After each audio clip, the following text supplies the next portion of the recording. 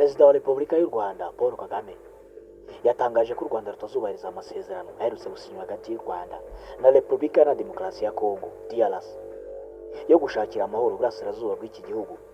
Ariko kandi nikidasenye FDRL, u Rwanda ruzakomeza guhangana n'iki kibazo uko bisanzwe.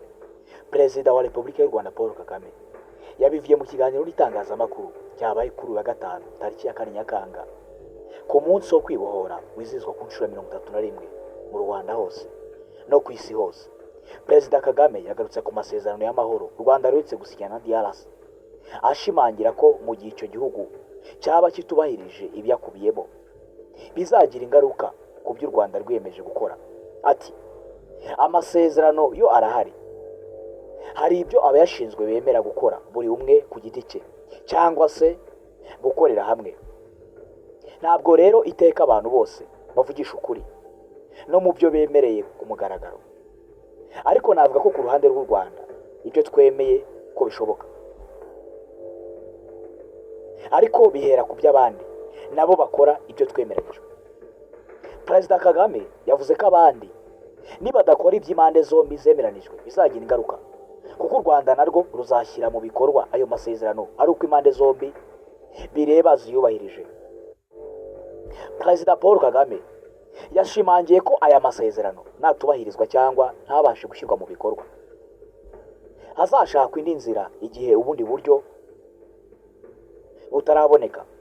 U Rwanda ruzakomeza gukora ibishoboka byose kugira ngo rurinde Abanyarwanda n'igihugu, aho kubura umutekano bitewe n'uko abandi batujuje amasezerano. Abajijwe icyo u Rwanda ruzakora igihe DRC itazasenya FDRL, umutwe uherereye muri Repubulika ya Demokarasi ya Kongo, yasubije ko ruzakomeza guhagarika uwagambiriye wese gutera igihugu cy'u Rwanda. Gusenya FDRL ni imwe mu ngingo zikubiye mu masezerano u Rwanda na DRC byashyiriye ku mukono i Washington kuwa 27 Kamena 2025. Uyu mwanzuro wafashwe nyuma y'uko u Rwanda rugaragaje ko umutwe wiganjemo abagize uruhare muri Jenoside yakorewe Abatutsi mu 1994 wahawe rugari muri DRC kandi biteje ikibazo ku mutekano muke w'u Rwanda. Ati ikibazo cya FDRL nikiramuka kidakemuwe kandi twarashyizweho, ati ikibazo cya FDRL nikiramuka kidakemuwe kandi twarashyizeho uburyo bwo guhangana nayo mu masezerano, ibyo bizaba bivuze ko FDRL izakomeza kubaho. Ni ikibazo kizakomeza kubaho kandi u Rwanda narwo ruzakomeza gukora icyo rukwiriye gukora mu gihe FDRL iri hafi y'imipaka yacu. Nta bufindo bushobora gukoreshwa mu gukemura ikibazo, ahubwo igikenewe ni ugukora icyo ukwiriye gukora mu gukemura ikibazo.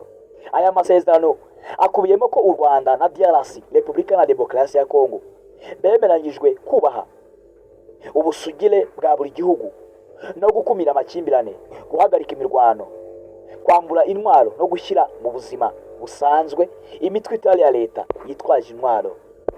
Perezida wa Repubulika y'u Rwanda Paul Kagame ibi yabigarutseho ubwo yaganiraga n'itangazamakuru. U Rwanda ntabwo ari agatobero, u Rwanda ni igihugu cyo kubahwa.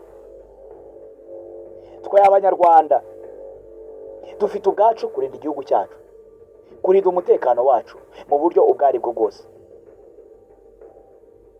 Imuka kumanuka hasi ukanda inzogera, ukore subscribe, ukande share, ukore comment. Nje mwari kumwe kuri mikoro ni Softman Official.